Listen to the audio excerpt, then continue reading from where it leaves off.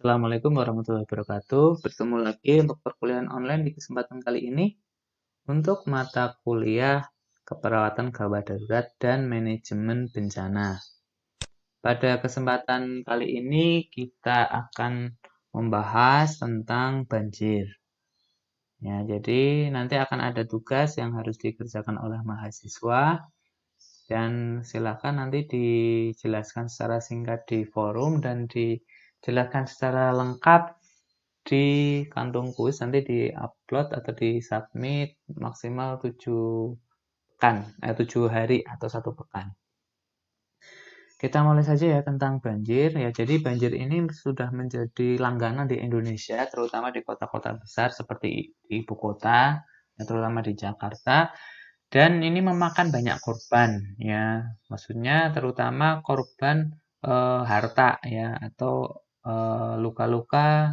Untuk korban yang meninggal ada, tetapi memang tidak terlalu banyak dibandingkan bencana yang lain. Tetapi ini menjadi perhatian serius karena kerugian yang disebabkan ya dari banjir ini tidak sedikit. Ya. Lanjut. Nah, ini potretnya. Jadi ini banjir ini membuat kerusakan lingkungan, ya, kemudian terbatasnya beraktivitas, ya, bahkan orang bisa kehilangan tempat tinggal karena memang banjir. Walaupun memang banjir ini lebih sering disebabkan oleh ulah atau oleh tangan-tangan manusia. Ya, itu ya, jadi dari banjir tersebut.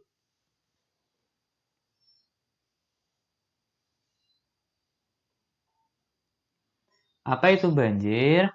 Ya, jadi banjir menurut ya Kamus Besar Bahasa Indonesia adalah peristiwa terbenamnya daratan yang biasanya kering. Karena apa? Karena volume air yang meningkat.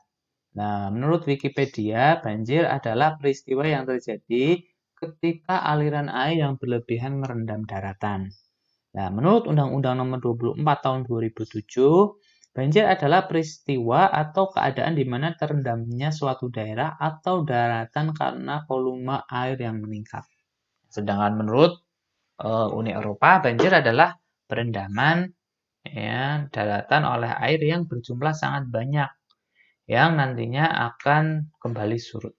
Jadi memang kebanyakan yang namanya banjir itu tidak menggenang terus, tetapi nanti suatu saat akan surut, ya, baik jangka waktunya sangat cepat maupun eh, agak lama, ya, bisa jadi 1 jam surut, 1 hari, atau bisa sampai 1 pekan baru surut, ya.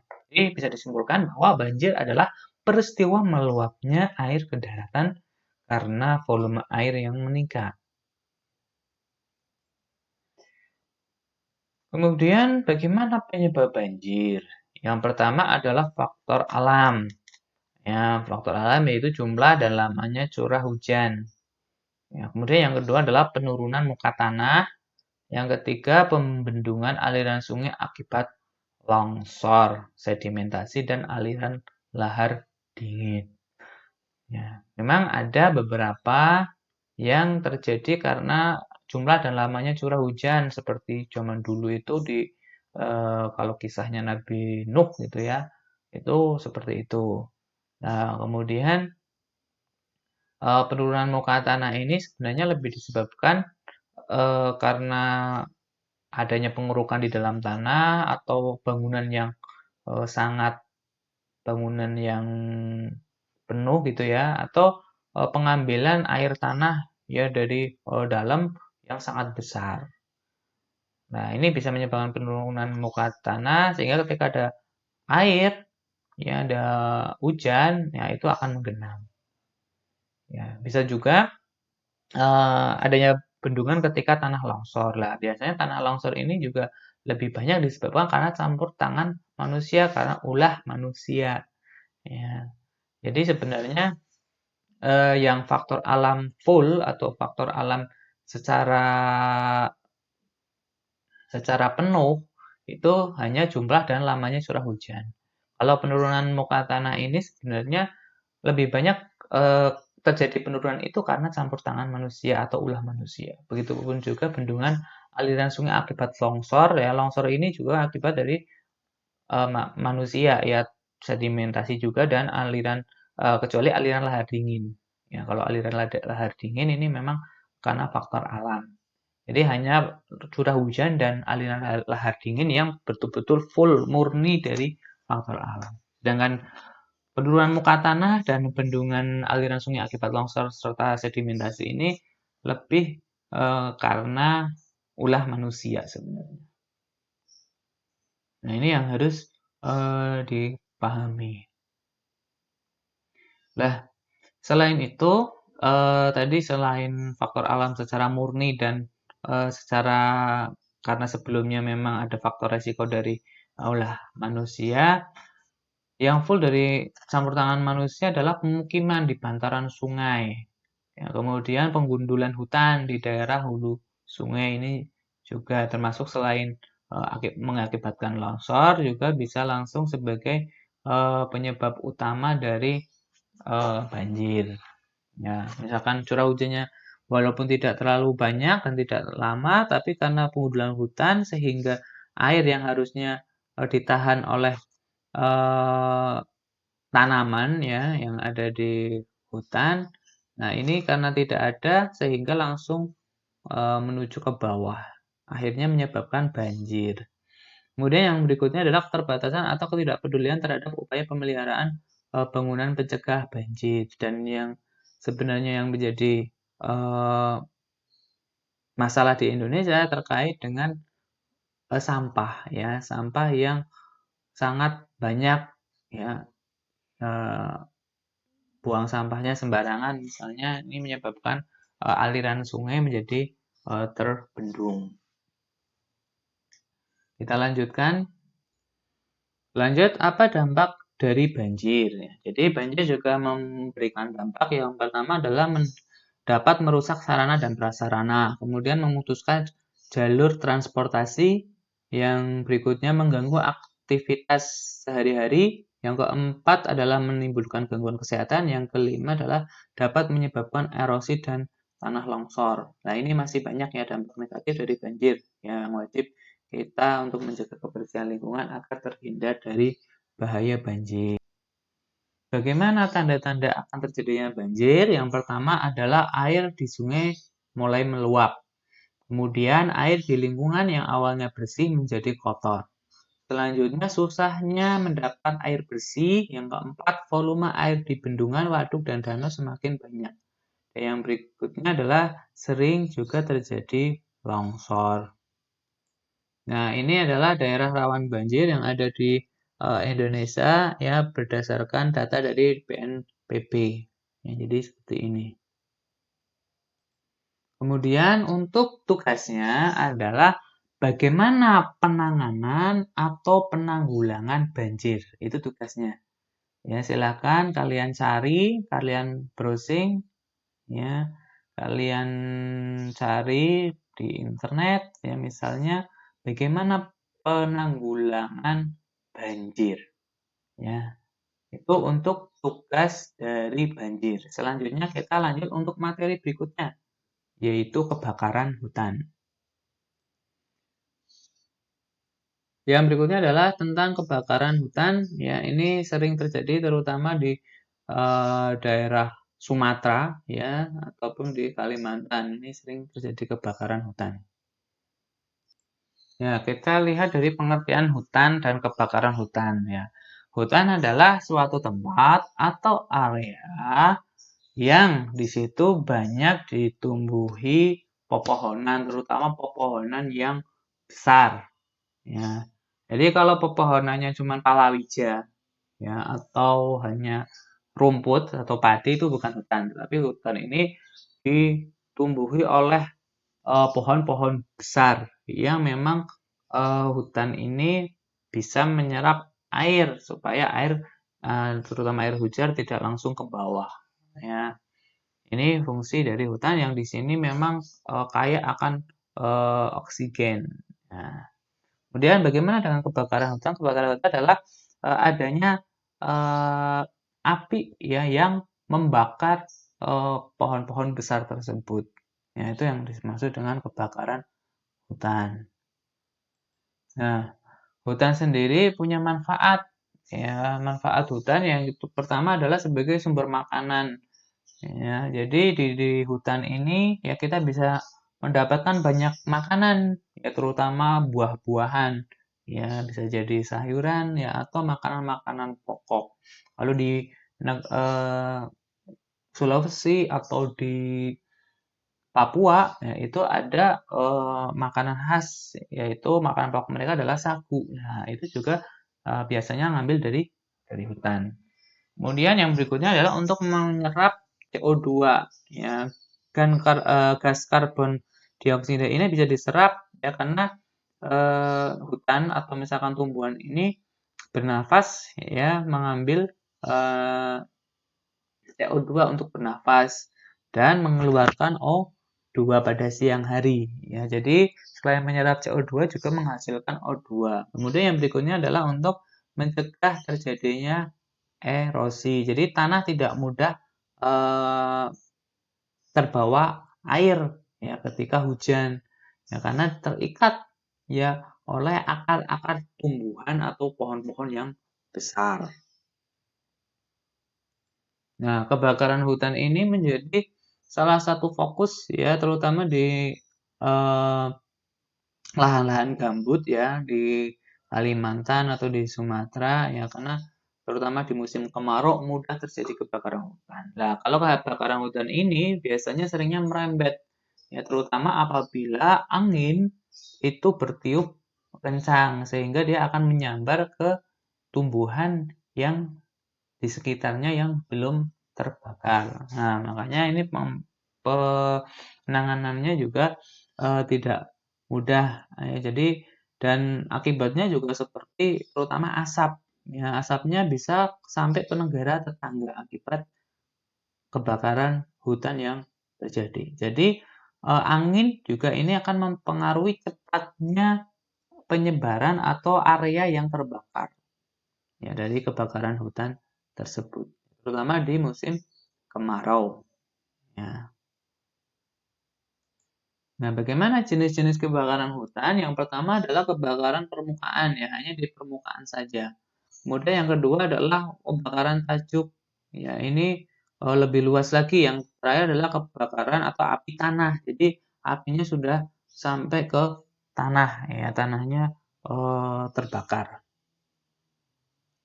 Kemudian penyebab kebakaran yang pertama adalah faktor alam. Ya, khususnya pada tahun 2015 terjadinya peristiwa El Nino yang mengakibatkan ketidakstabilan suhu di dunia. Kemudian yang kedua adalah kecerobohan dari manusia itu sendiri. Jadi seperti penebangan liar secara besar-besaran di Sumatera ya atau di Kalimantan. Kemudian pembukaan lahan baru. Jadi ketika pembukaan lahan baru untuk misalnya kelapa sawit di Sumatera dan di Kalimantan, biasanya supaya cepat ya kalau ditebang satu-satu mungkin lama jadi akhirnya nggak dibakar. Nah, ini malah bisa menyebabkan kebakaran hutan. Yang terakhir adalah ground fire atau kebakaran di dalam tanah. Ini terjadi karena banyaknya lahan gambut di Kalimantan. Ya, ini yang menjadi penyebab kebakaran hutan. Nah, bagaimana dampak dari kebakaran hutan selain jiwa manusia ya yang bisa terjadi yang bisa terkena terutama apabila kebakarannya sampai ke pemukiman warga, bisa jadi yang lebih banyak atau lebih sering mengalami dampaknya adalah hewan-hewan yang berada di hutan yang mati. Ya, kemudian selain itu juga asap ya asap dari kebakaran hutan ini ya karena terbawa angin bisa ke pemukiman, ke kota, ya bahkan ke negara-negara lain. Ini menyebabkan gangguan pernafasan atau penyakit-penyakit pernafasan. Selain juga jarak pandang ya ini juga menjadi terbatas terutama berbahaya untuk kendaraan. Jadi ketika misalkan berkendara gitu kan karena jarak pandangnya terbatas ini beresiko terjadi kecelakaan. Bagaimana dengan pencegahan kebakaran hutan? Yang pertama adalah yang dilakukan bisa dengan membentuk subdirektorat kebakaran hutan. Kemudian melakukan kampanye dan penyuluhan terkait dengan pengendalian kebakaran hutan. Selanjutnya bisa melakukan pelatihan pengendalian kebakaran hutan. Dan yang terakhir bisa melengkapi pedoman dan petunjuk teknis secara teknisnya bagaimana pencegahan dan penanggulangan kebakaran hutan. Nah, jadi penanggulangan kebakaran hutan ini bisa memperdayakan posko-posko kebakaran hutan di semua tingkat. Kemudian meningkatkan koordinasi dengan instansi terkait. Nah, kemudian mobilitas semua sumber daya dan meminta bantuan luar negeri untuk memadamkan kebakaran apabila memang dari dalam negeri belum mampu atau tidak mampu untuk menangani kebakaran hutan.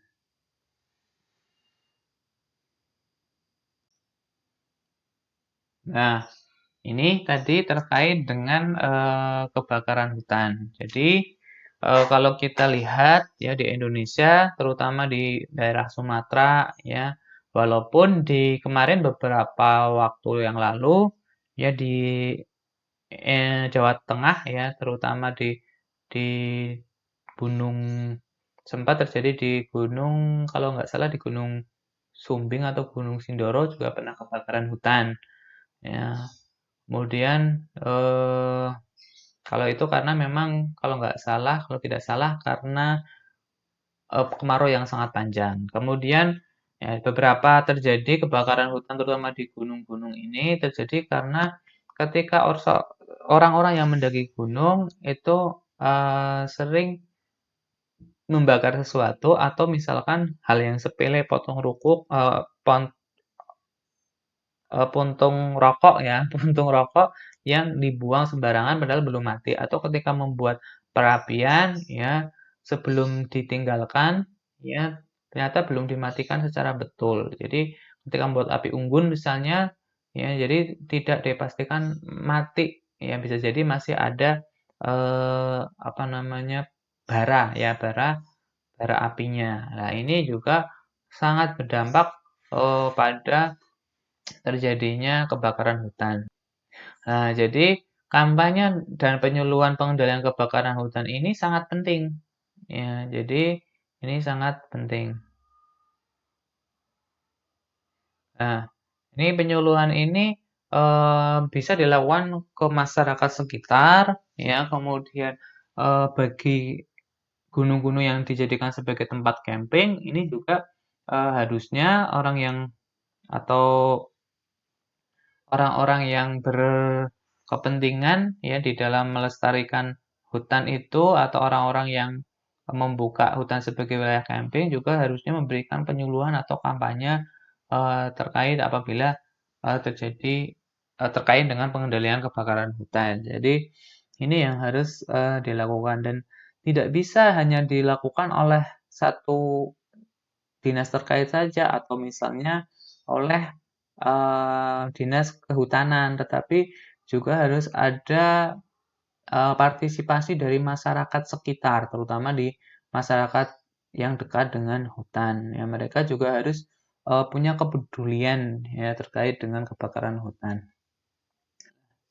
Hal ini menjadi fokus ya, terutama eh, bagi daerah-daerah yang sudah pernah atau sering terjadi kebakaran hutan. Jadi sudah harus ada pedoman. Jadi pedoman petunjuk teknisnya, pencegahannya mau seperti apa.